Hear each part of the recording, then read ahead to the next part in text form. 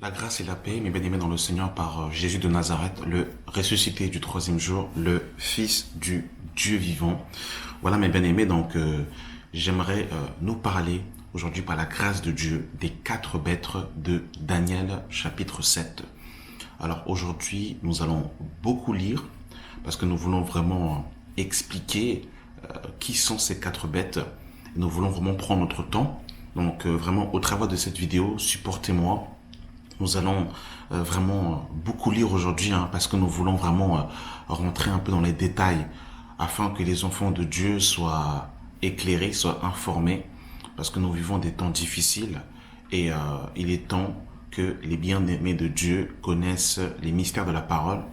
Il est temps que des livres comme Daniel, comme Apocalypse soient lus et que les serviteurs de Dieu donnent l'explication aux enfants de Dieu dans ces temps qui sont les derniers.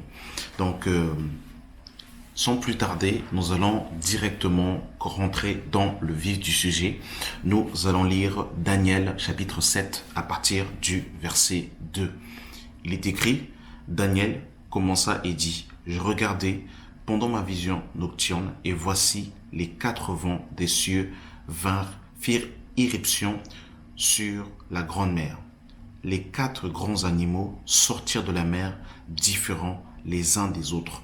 Le premier était semblable à un lion et il avait des ailes d'aigle. Je regardais jusqu'au moment où ses ailes lui furent arrachées.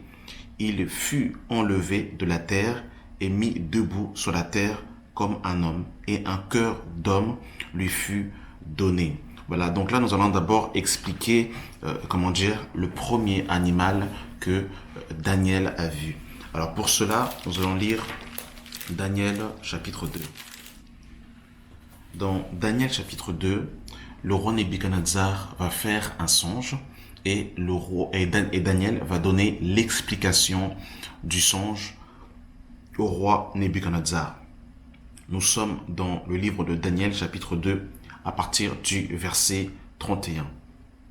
Ô roi, tu regardais et tu voyais une grande statue. Cette statue était immense et d'une splendeur extraordinaire. Elle était debout devant toi et son aspect était terrible. La tête de cette statue était d'or pur, sa poitrine et ses bras étaient d'argent, son ventre et ses cuisses étaient d'airain, ses jambes de fer, ses pieds en partie en fer et en partie d'argile. Nous allons directement au verset 37. Ô roi, tu es le roi des rois, car le Dieu des cieux t'a donné l'empire, la puissance, la force et la gloire. Il a remis entre tes mains en quelques lieux qu'il habite les enfants des hommes, les bêtes des champs et les oiseaux du ciel. Et il t'a fait dominer sur eux tous. C'est toi qui es la tête d'or. Après toi, il s'élèvera un autre royaume, moins puissant que le tien, puis un troisième royaume, et il en sera d'airain, et qui dominera sur toute la terre. Donc là, mes bien-aimés dans le Seigneur, on comprend au partir du verset 37 que la statue de Nebuchadnezzar était divisée en 4. Et la tête, qui était en or, était représentée Babylone. Donc, le lion, avec les ailes, représente Babylone. On va relire le verset 37. Ô roi, tu es le roi des rois, car le Dieu des cieux t'a donné l'empire, la puissance, la force et la gloire. Il a remis entre tes mains en quelques lieux qui est les habitants, les enfants des hommes, les bêtes des champs et les oiseaux du ciel. Et il t'a fait dominer sur eux tous. C'est toi qui es la tête en or. Donc la tête en or, mes bien-aimés, représente Babylone. Et il faut comprendre que Babylone, le roi Nebuchadnezzar avait été suscité, par le Seigneur, parce que les enfants d'Israël étaient justement dans l'idolâtrie, et Jérémie avait prophétisé justement la déportation des enfants d'Israël. Nous allons le lire. Nous sommes dans le livre de Jérémie, chapitre 29. Jérémie 29, bien aimé dans le Seigneur, Jérémie avait prophétisé, avait prophétisé cela. Nous sommes dans le livre de Jérémie, chapitre 29, le verset 8. Il est écrit: « Ainsi parle l'Éternel des armées, le Dieu d'Israël. Ne vous laissez pas tromper par les prophètes qui sont au milieu de vous et par vos devins. N'écoutez pas vos songeurs dont vous provoquez les songes, car c'est le mensonge qu'ils vous prophétisent en mon nom. Je ne les ai point envoyés, dit l'Éternel. Voici ce que dit l'Éternel. Dès que les 70 ans seront écoulés pour Babylone, je me souviendrai de vous et j'accomplirai à votre égard ma bonne parole en vous ramenant dans ce lieu. » Donc ici, on peut voir que le prophète Jérémie avait prophétisé que les enfants d'Israël seraient déportés pendant 70 ans. Et cet accomplissement, nous le voyons dans le livre de 2 Rois, chapitre 24, mes bien-aimés dans le Seigneur. La parole est vraiment digne de confiance. Dans le livre de 2 Rois, chapitre 24, mes bien-aimés dans le Seigneur, cette parole va s'accomplir. La parole est vraiment digne de confiance. Dans le livre de 2 Rois, chapitre 24, à partir du verset 10, il est écrit: « En ce temps-là, les serviteurs de Nebuchadnezzar, roi de Babylone, montèrent contre Jérusalem, et la ville furent assiégées. Nebuchadnezzar, roi de Babylone, arriva dans la ville, pendant que ses serviteurs l'assiégeaient. Alors, Joachim, roi de Juda, se rendirent auprès du roi de Babylone avec sa mère, ses serviteurs, ses chefs et ses eunuques. Et le roi Nebuchadnezzar les fit prisonniers la 8e année de son règne. » Donc là, mes bien-aimés dans le Seigneur, si vous lisez 2 Rois 24, vous voyez que Nebuchadnezzar va aller à Jérusalem, il va l'assiéger, il va la dominer et il va ramener beaucoup d'enfants d'Israël, en déportation. Donc, et on nous dit, quand on revient dans Daniel chapitre 7, on nous dit au verset 3, « Et 4 grands animaux sortirent de la terre. Le premier était semblable à un lion, et il avait des ailes d'aigle. Et je regardais jusqu'au moment où ses ailes furent arrachées. » Donc jusqu'à ce que ce moment ses ailes furent arrachées, il lui fut enlevé de la terre et mis debout sur ses pieds comme un homme, et un cœur d'homme lui fut donné. Alors, qu'est-ce que ça veut dire ici qu'un cœur d'homme lui fut donné? Alors, pour cela, il faut que nous puissions lire, mes bien-aimés dans le Seigneur, Daniel chapitre 4. Donc là, mes bien-aimés dans le Seigneur, nous allons donner en fait l'explication du songe de Nebuchadnezzar. Donc, pour comprendre le songe que le roi Nebuchadnezzar a eu, il faut lire Daniel chapitre 4, le verset 10 au verset 18. Vous avez l'explication, vous avez du moins le songe que Nebuchadnezzar va donner. Et Daniel va donner l'explication de ce songe. Donc Daniel chapitre 4 à partir du verset 20, pardon. « L'arbre que tu as vu, qui était devenu grand et fort dans la cime, s'éleva jusqu'au ciel. Et qu'on voyait de toutes les pointes de la terre cet arbre dont le feuillage était beau et les fruits abondants, qui portait de la nourriture pour tout, sous lequel s'abritaient les bêtes des champs, et parmi les champs, les branches duquel les oiseaux du ciel faisaient leur demeure. C'est toi, ô roi, qui est devenu grand et fort, dont la grandeur s'est accrue et s'est élevée jusqu'au ciel, et dont la domination s'étend jusqu'aux extrémités de la terre. Le roi a vu l'un de ceux qui veillaient et qui sont saints descendus des cieux et dire: abattez l'arbre et détruisez, mais laissez en terre le tronc où se trouvent les racines et liez-le avec des chaînes en fer et d'airain parmi l'herbe des champs, qu'il en soit trempé de la rosée du ciel, et que son partage soit les bêtes des champs jusqu'à ce que ces temps soient passés sur lui. Voici l'explication au roi, voici le décret du Très-Haut qui s'accomplira sur mon Seigneur le roi. » Donc, le roi Nebuchadnezzar va faire un songe, il va voir en fait un arbre qui va grandir, et dont le feuillage va être vu jusqu'aux extrémités de la terre, les oiseaux qui vont venir justement faire leur demeure dans cet arbre justement, et Daniel va donner l'explication. Il va expliquer justement que ce feuillage-là, eh bien, cet arbre, c'était Nebuchadnezzar qui s'était élevé. Et on nous dit par la suite, en fait, que, eh bien, il y a des anges qui vont venir et qui vont tout simplement, couper l'arbre, et les oiseaux qui étaient dans les branches vont s'enfuir.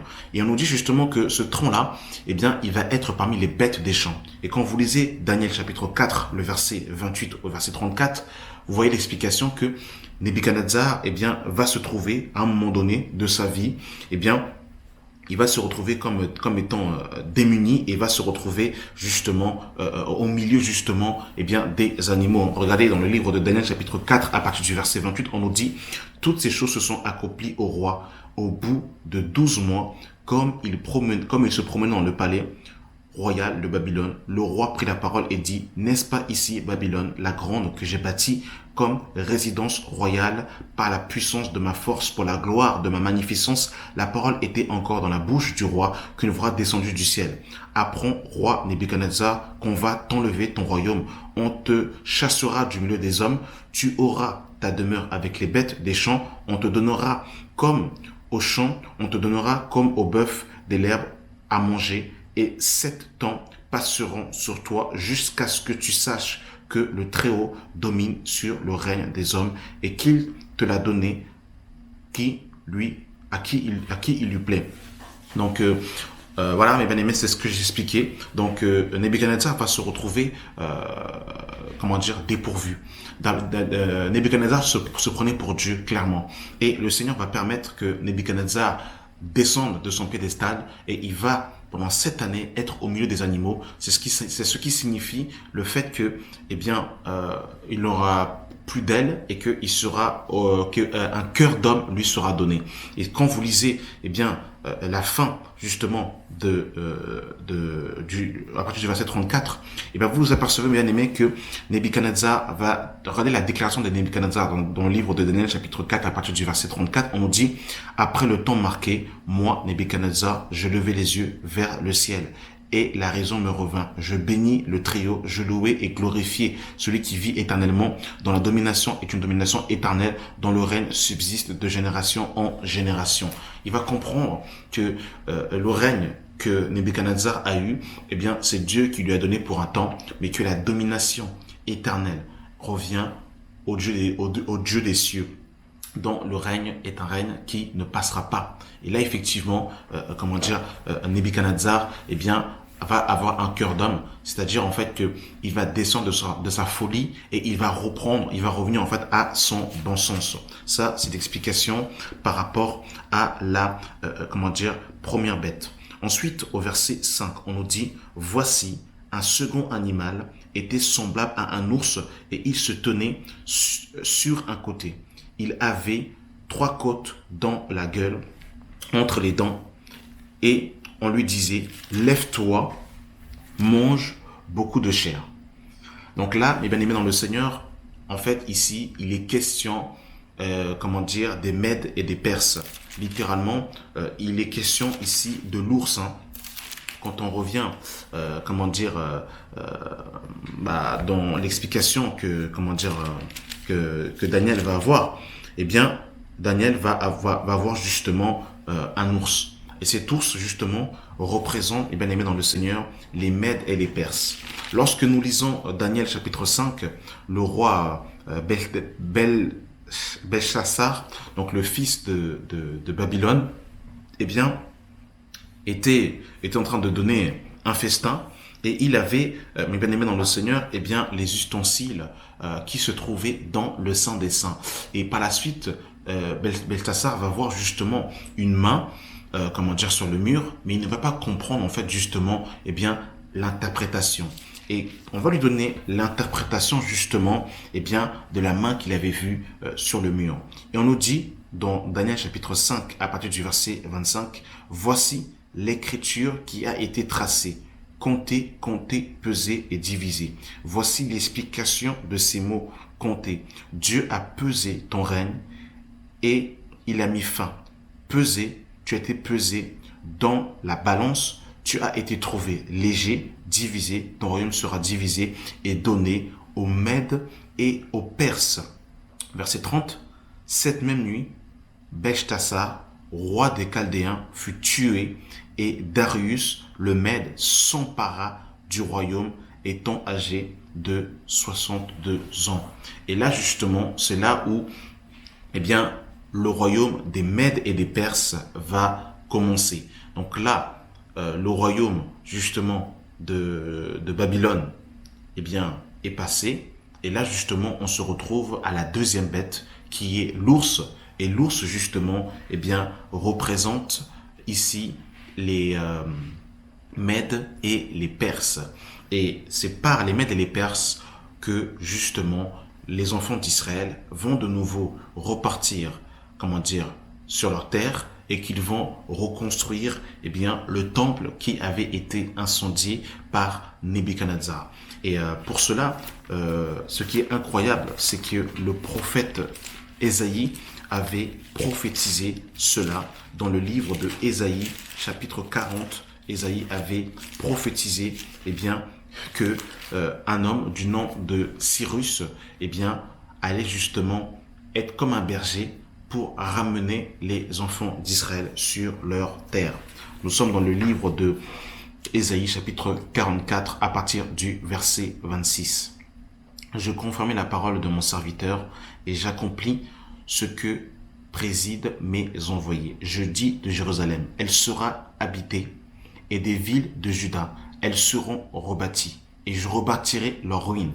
Je dis à l'abîme, dessèche-toi, je tarirai tes fleuves. Et je dis de Cyrus, qui est mon berger, il accomplira toute ma volonté. Il dira de Jérusalem qu'elle soit rebâtie et du temple qu'il soit fondé. Et ça, c'est incroyable parce que ici, Ésaïe est en train de prophétiser sur Cyrus. Et non seulement il prophétise sur Cyrus, mais en plus de cela, il donne son nom.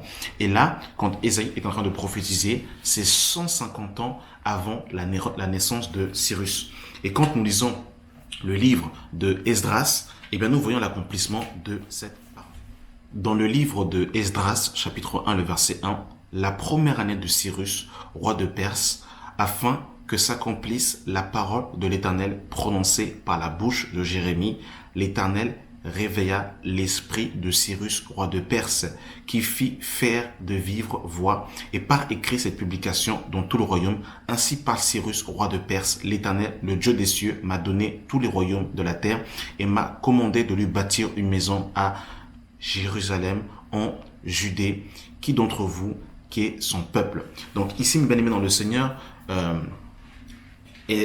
Cyrus va permettre, donc un décret va être signé afin que les enfants d'Israël puissent aller justement reconstruire la ville le temple de Jérusalem qui avait été incendié. Et ça, Jérémie l'avait prophétisé dans le livre de Jérémie chapitre 29, le verset 10. Alors autant pour moi, Jérémie 25, le verset 11. Tout ce pays deviendra une ruine, un désert, et ces nations seront assiégées au roi de Babylone pendant 70 ans. Mais lorsque ces 70 ans sera accomplis, je châtierai le roi de Babylone et cette vision, dit l'Éternel, à cause de leur iniquité. Je punirai le pays des Chaldéens et j'en ferai des ruines éternelles. Je ferai venir sur ce pays toutes les choses que j'ai accomplies sur lui. Tout ce qui est écrit dans ce livre, ce que Jérémie a prophétisé sur toutes les nations. Car des nations puissantes et des grands rois les asserviront sur eux et je leur rendrai selon leurs œuvres et selon l'ouvrage de leurs mains. Donc là, Jérémie est en train de prophétiser non seulement que Jérusalem va être assiégée, va être déportée pendant 70 ans, mais en plus de cela, il prophétise aussi que Babylone serait détruite éternellement, littéralement qu'elle ne serait pas reconstruite. Et jusqu'aujourd'hui, Babylone n'est pas reconstruite. Et en plus de cela, il est en train de dire que Dieu va susciter un autre royaume qui va assujettir le roi de Nebuchadnezzar, donc Babylone, et qui va rendre à Babylone selon ses œuvres. Je ne sais pas si vous vous rendez compte comment c'est terrible, comment la Bible est digne de confiance. C'est incroyable. Donc là, Jérémie a prophétisé, comment dire, la déportation des enfants d'Israël à Babylone. Il prophétise aussi qu'une autre nation viendra et va, dominer Jérusalem, dominer Babylone, et que justement, eh bien, ce roi allait justement ramener les enfants d'Israël sur leur terre. C'est quand même incroyable. Et nous avons vu que Ésaïe a prophétisé et il a donné le nom de Cyrus. Vous vous rendez compte comment c'est terriblement terrible. C'est incroyable. C'est terriblement terrible. La Bible est vraiment digne de confiance. Ça, c'est le deuxième animal, qui est l'image de l'ours, qui représente les Mèdes et les Perses. Donc les Mèdes et les Perses qui vont envahir et qui vont assiéger, eh bien, Babylone. Ensuite, mes bien-aimés dans le Seigneur, nous avons le troisième animal. Le troisième animal, mes bien-aimés dans le Seigneur, se trouve dans le livre de Daniel chapitre 7 à partir du verset 6. Après cela, je regardais et voici un autre était semblable à un léopard et il avait sur le dos 4 ailes, comme un oiseau. Cet animal avait 4 têtes et la domination lui fut donnée. Et là, en fait, quand Daniel, par rapport au troisième animal, il voit un léopard avec 4 ailes. Retenez bien 4 ailes parce que c'est terrible comment la Bible est digne de confiance, comment c'est terriblement terrible, comment c'est succulent les prophéties de la parole de Dieu. Pour comprendre, le troisième animal, alors il faut lire Daniel chapitre 8, à partir du verset 1. La troisième année du règne du roi Beltasar, moi, Daniel, j'eus une vision, outre celle que j'avais eue précédemment. Lorsque j'eus cette vision, il me sembla que j'étais à Suse, la capitale de la province d'Élam. Et pendant ma vision, je me trouvais près du fleuve d'Élaïm. Je levai les yeux, je regardais, voici un bélier se tenait devant le fleuve, et il avait des cornes, et ses cornes étaient hautes, mais l'une d'elles plus haute que les autres. Et elle s'éleva la dernière. Je vis le bélier qui frappait de ses cornes à l'Orient, à l'Occident, au Septentrion et au Midi. Aucun animal ne pouvait lui résister et il n'y avait personne pour délivrer ses victimes. Il faisait ce qu'il voulait et il devint puissant. Comme je regardais attentivement, voici un bouc venait de l'Orient et parcourait la terre sur la surface sans la toucher. Ce bouc avait une corne entre les yeux. Il arriva jusqu'au bélier qui avait des cornes et que j'avais vu se tenant devant le fleuve et il courait sur lui dans toute sa fureur.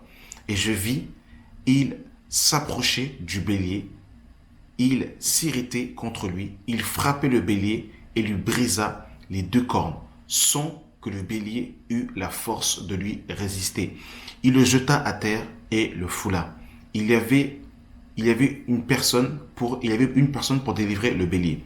Le bouc devint très puissant, mais lorsqu'il fut puissant, sa grande corne se brisa. 4 grandes cornes s'éleva pour remplacer les 4 vents des cieux. Et là, mes bien-aimés dans le Seigneur, l'explication va nous être donnée au verset 16. Et j'entendis la voix d'un homme au milieu de l'Aïm crier, Gabriel, explique-lui la vision. Il vint alors auprès du lieu où j'étais et à son approche, je fus effrayé et je tombai sur ma face. Et il me dit, sois attentif, fils de l'homme, car la vision concerne un temps qui sera la fin. Comme il me parlait, je restai frappé d'étourdissement, la face contre terre. Il me toucha et il me fit tenir debout à la place où je me trouvais. Puis il me dit, je vais t'apprendre ce qui arrivera au terme de la colère, car il y a un temps marqué pour la fin. Le bélier que tu as vu et qui avait des cornes, ce sont les rois des Mèdes et des Perses. Le bouc, c'est le roi de Javon. la grande corne entre ses yeux, c'est le premier roi, les 4 cornes qui se sont élevées pour le remplacer de cette corne brisée. Ce sont les 4 royaumes qui s'élèveront de cette nation, mais qui n'auront pas autant de force. Et en fait, mes bien-aimés dans le Seigneur, le roi de Javon, c'est la Grèce. Et ça nous fait allusion à quel roi? Ça nous fait allusion, mes bien-aimés dans le Seigneur, à Alexandre le Grand. Alexandre le Grand qui va devenir à l'âge de 20 ans. Alors, Alexandre le Grand, son histoire, elle est terrible. Déjà, à l'âge de 13 ans, Alexandre le Grand va avoir en fait la capacité de pouvoir dompter un cheval sauvage. Il va réussir en fait à le dompter parce qu'il va se rendre compte que ce cheval avait peur de son ombre. Donc Alexandre le Grand va prendre le cheval, il va le tourner vers le soleil et il va réussir en fait à le dompter. Ce cheval s'appelait Bucéphale et ce cheval là, eh bien Alexandre le Grand va l'utiliser pendant quasiment tout son règne. À la mort du roi, à la mort du père d'Alexandre le Grand, Philippe II, eh bien là Alexandre le Grand va justement être roi de la Macédoine, hein, donc qui va représenter la Grèce. Et là, à l'âge de 20 ans, il va commencer justement à livrer bataille. Et c'est Alexandre le Grand qui va faire la guerre, eh bien, à Darius, et qui va justement le mettre en pièces, qui va justement le renverser. Et eh bien, ce qui est incroyable, c'est que Alexandre le Grand va mourir dans la force de l'âge. Certains disent qu'il est mort d'une maladie, d'autres disent qu'il est mort empoisonné. Mais en tout cas, une chose est sûre, c'est que Alexandre le Grand n'est pas mort, sur un champ de bataille, quoique il avait reçu en Inde une flèche qui avait touché ses poumons, il aurait dû mourir, mais il avait échappé belle. Mais il est mort en fait tout simplement, soit les gens disent qu'il est mort d'une maladie, d'autres qui disent qu'il est mort empoisonné. Et Alexandre le Grand va mourir, eh bien son royaume va être divisé en 4. C'est incroyable. Voilà pourquoi on nous parle de 6 ailes. On nous parle justement d'une petite corne qui sera plus grande que les autres. Et après en fait que pendant sa force, eh bien cette corne sera brisée. Et il y aura 4 autres royaumes qui vont s'élever, mais ils ne seront pas aussi puissants que celui-ci. Et en fait, il est question en fait des 4 royaumes qui vont après s'élever, dans l'Empire grec. Vous avez vu comment c'est terrible, comment est-ce que la parole est vraiment digne de confiance. C'est vraiment terrible.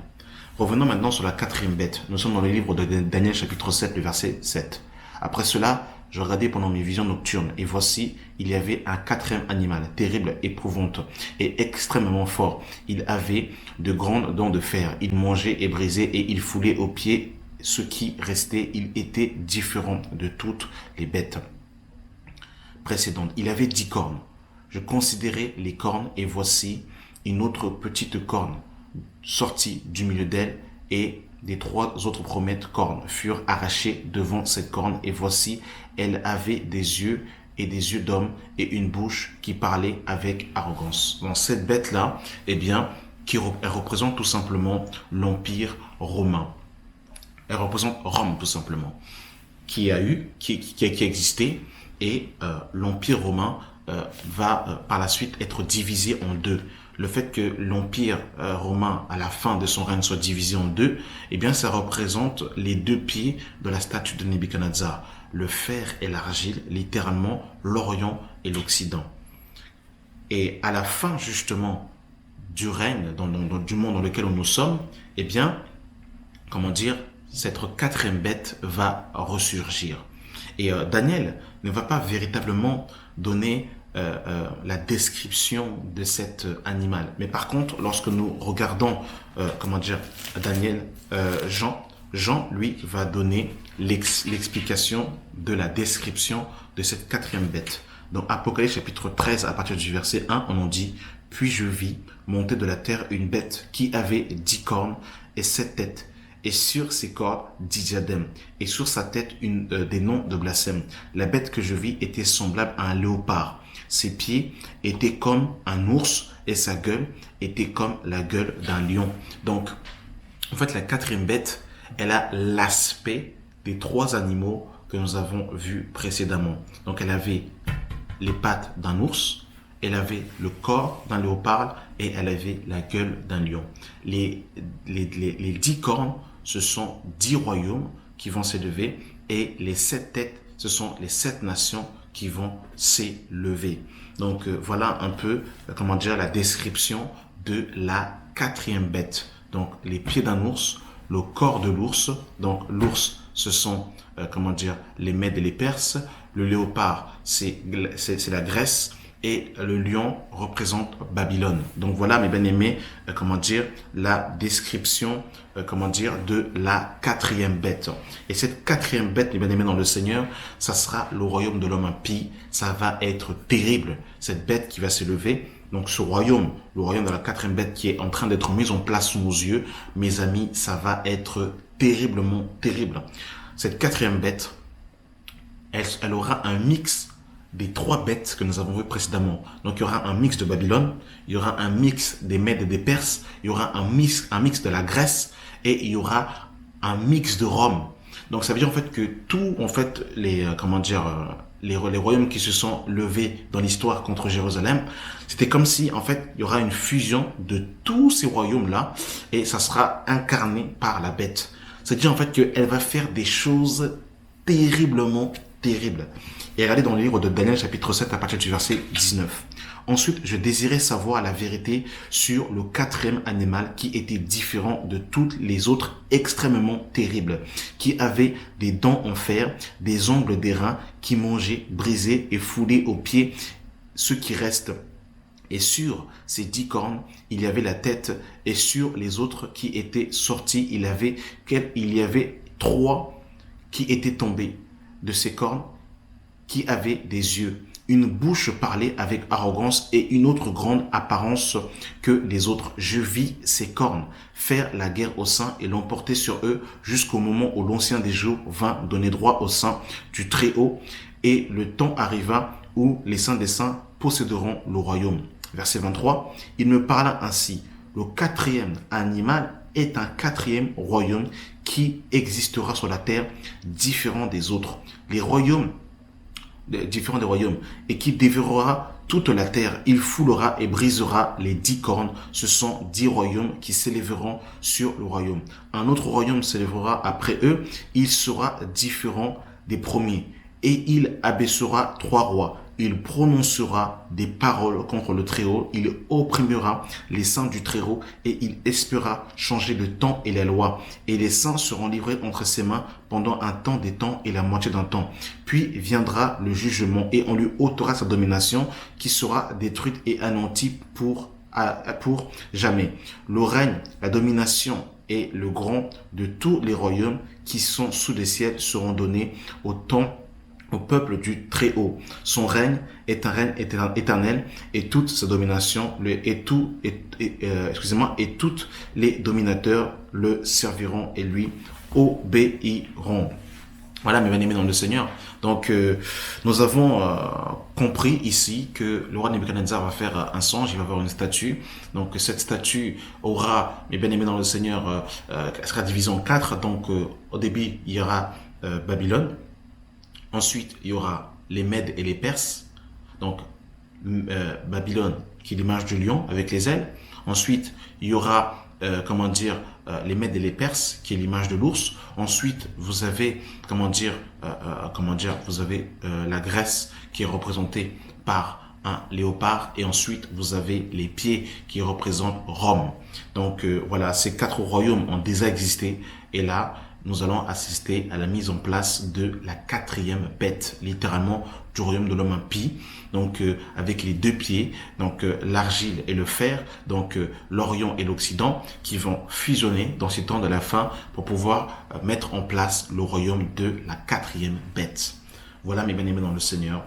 Merci d'avoir pris le temps d'écouter cette vidéo et j'espère que ça vous aura aidé. Voilà, que la grâce et la paix soient avec vous au nom de notre Seigneur et Sauveur Jésus-Christ. Amen.